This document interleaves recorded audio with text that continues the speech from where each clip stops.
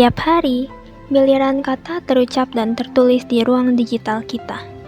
Mulai dari istilah literally, prefer, hingga slang terbaru yang viral dalam hitungan detik. Di masa riuhnya bahasa gaul dunia maya, pernahkah kita bertanya, di mana posisi bahasa Indonesia yang asli? Apakah bahasa persatuan kita sedang baik-baik saja? Atau justru pelan-pelan sedang terkikis zaman?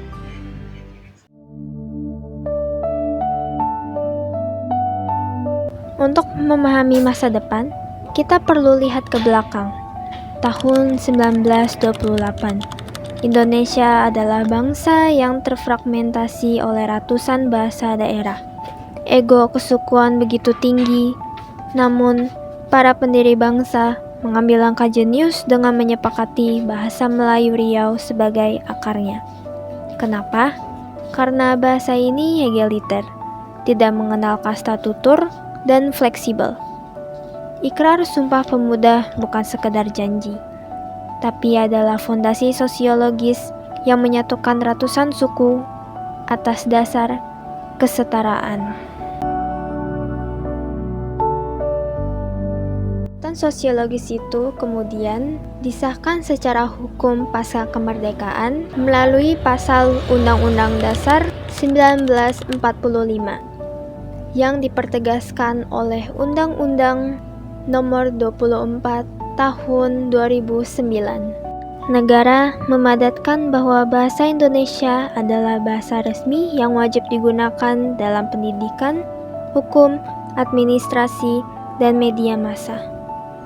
Guna menjaga mulutnya, Badan Bahasa terus melakukan standarisasi, termasuk meluncurkan ejaan yang disempurnakan edisi 5 atau EYDV sebagai pedoman mutakhir kita saat ini.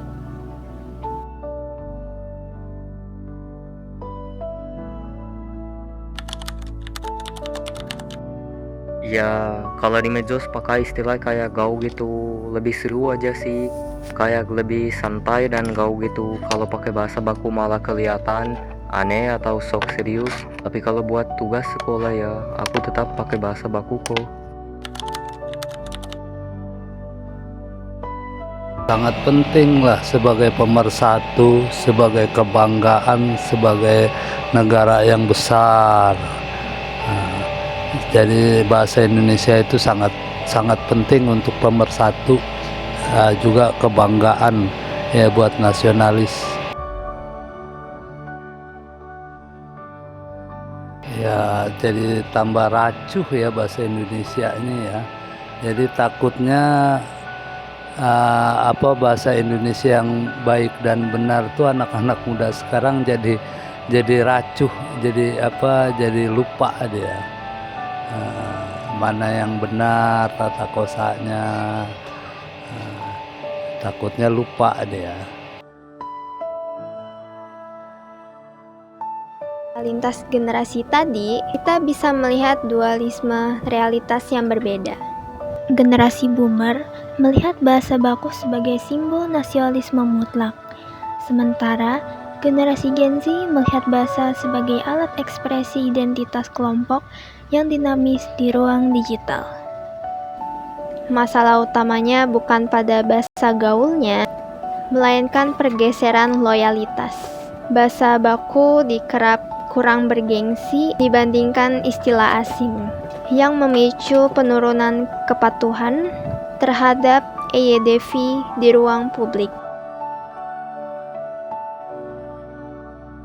Aturan hukum dan sejarah yang kuat tidak akan cukup kalau kita sebagai generasi muda bergengsi menggunakan bahasa nasional sendiri.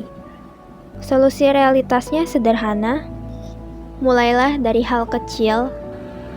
Berhenti menggunakan singkatan ekstrim saat mengeram pesan formal ke dosen atau rekan kerja, dan mulailah bangga menggunakan struktur kata yang benar di media sosial.